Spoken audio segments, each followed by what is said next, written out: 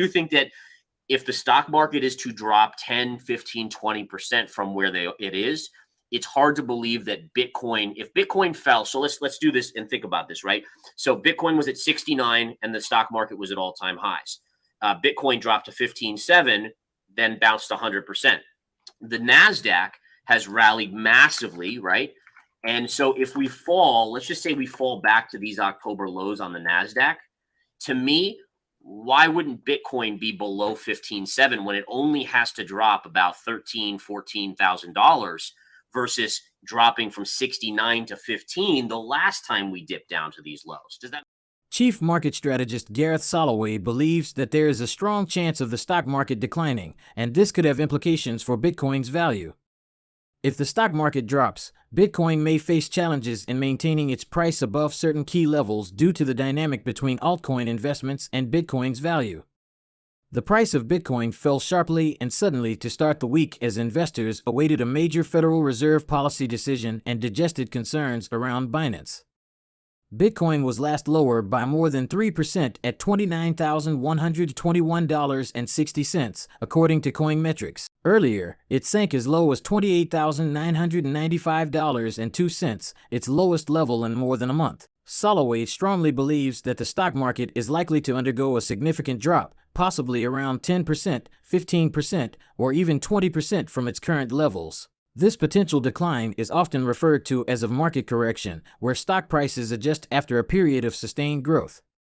If the stock market were to experience a correction and revert to the lows seen in October, Soloway is skeptical about Bitcoin's immunity to these market movements. Historical evidence suggests that Bitcoin's price has been influenced by the stock market's performance during periods of turbulence and uncertainty. For instance, in a previous scenario when the stock market was at all-time highs, Bitcoin's value dropped to $15,700 before later recovering to $69,000.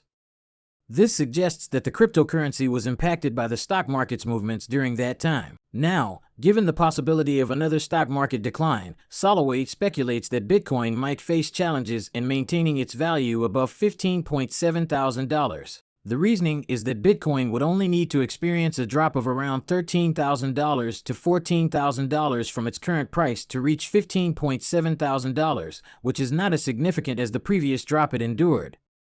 In a recent interview, Soloway also emphasizes a recent drop in Bitcoin's value, where it broke below the $29,000 level. Breaking through these levels can lead to substantial movements as traders react to breaking even or taking short positions, as observed in previous instances.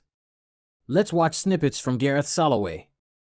But before getting into the video, make sure to subscribe our channel and give this video a thumbs up. In terms of the market coming down and potentially making a lower low down here, to me, it's honestly, I've become more convinced that that's going to happen based on what's been happening in the stock market relative to Bitcoin. And I think you put it perfectly, is that altcoin money has really been what's been propping Bitcoin up, right? Bitcoin alts are going lower. Bitcoin has been the recipient of a lot of that money, and it's been grinding higher. You haven't really seen the NASDAQ's been making insane moves to the upside. Nvidia stock, I mean, take a look at this chart on Nvidia here.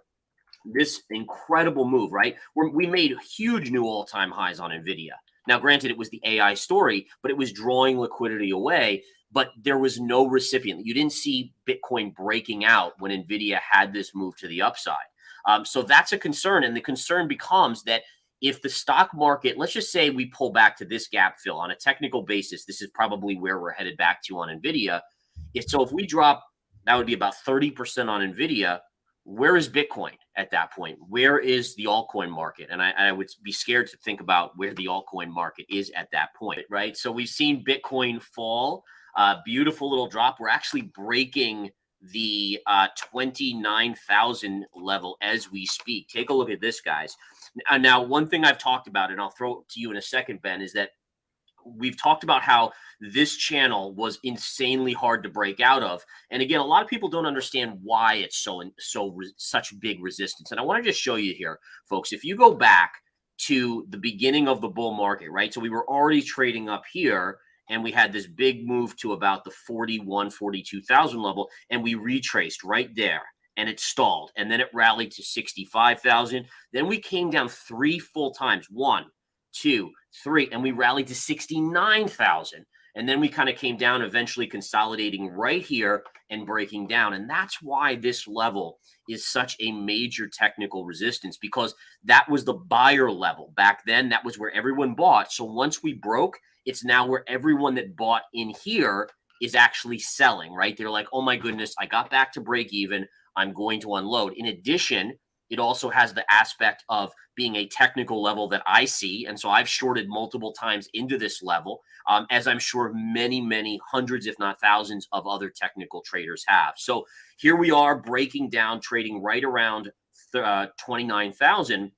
And you could see how we kept on getting rejected. Even when closing above, you had a reversal candle. This is a topping tail. So topping tails are powerful. This was a green candle. This is called a reversal candle in technical analysis. And then we were hugging this lower level and finally the break points.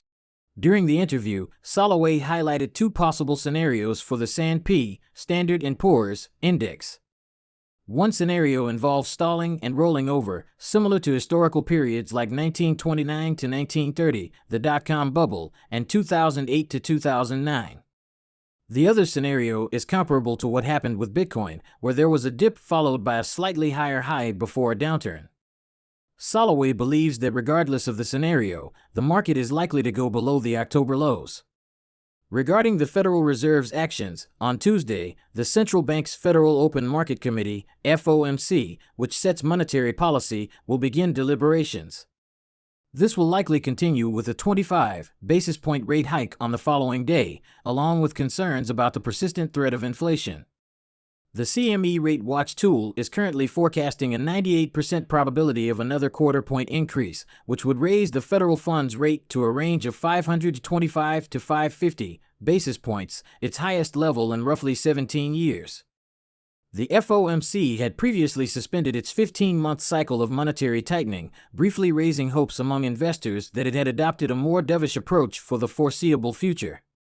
Soloway predicts the possibility of the Federal Reserve cutting rates and implementing more monetary easing in the future. He suggests that this could serve as a trigger for the next bull cycle in Bitcoin, regardless of the initial state of the overall economy.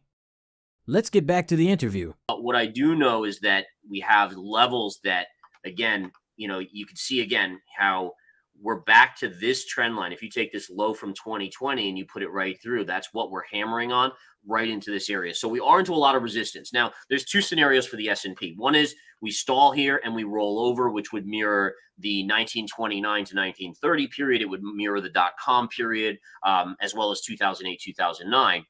The other scenario could be the Bitcoin scenario, right? Where Bitcoin had that big middle dip and we made a slightly higher high before rolling over. And again, in both cases, there's issues for the market. One just happens to be much more overbought, which usually means the downside will be much more dramatic. What I do think, though, is that at minimum, we're going well below those October lows. And I think the two levels that I would watch closely is this pre-COVID line right here. And this is kind of like the mild recession scenario where inflation is not really that high, but we're just kind of stuck in this mild recession because the Fed can't print us out. And that would be right around this 32.65 level, right? If you get in a bigger issue, there's a secondary line here, which we can connect here, which is around that 3,100 level. So these would be the two first areas. And notice how they're converging, which means it would be major technical support in this, let's say, 33 to 3,100 level on the S&P. If we want to talk about the catastrophe side of things, then you're talking about revisiting this area down here, which I hope for all of our sakes that does not happen, because if that were to happen, I would hate to see where the economy is at that point. The only reason I bring this up is that if you look at charts, there's a tendency for charts to do what we talked about earlier, which was a retrace to the scene of the crime, where you have a double top here and you break out and then you retrace down to it. Because of Fed intervention in 2009, right, and the quantitative easing that went on for so many years, the markets never were able to naturally retrace to retest that level. And the question then becomes does at some point in the future, does that have to happen? I hope it doesn't. I hope this is our kind of our base case here, but just be aware that if we got a really bad recession, let's say we get stagflation. So we get a bad recession with inflation elevated and the Fed isn't able to print us out of it. That would be potentially the target down there. it's not a matter of if the Fed will ever cut rates and start printing money again. It's a matter of when.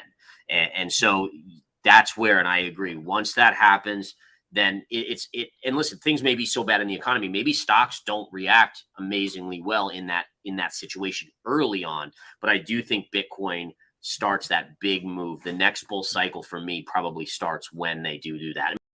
If the stock market experiences a drop, it might pose challenges for Bitcoin's price, affecting its ability to maintain certain key levels. Investors and traders should remain vigilant and cautious, considering the potential impacts of market corrections on Bitcoin's value, as well as the interplay between stock market movements and the cryptocurrency's performance. What are your thoughts on investing in Bitcoin if the stock market declines? Please share your thoughts in the comments section below. If you found this video informative, remember to give it a thumbs up, subscribe to our channel, and enable notifications to stay informed about our latest videos.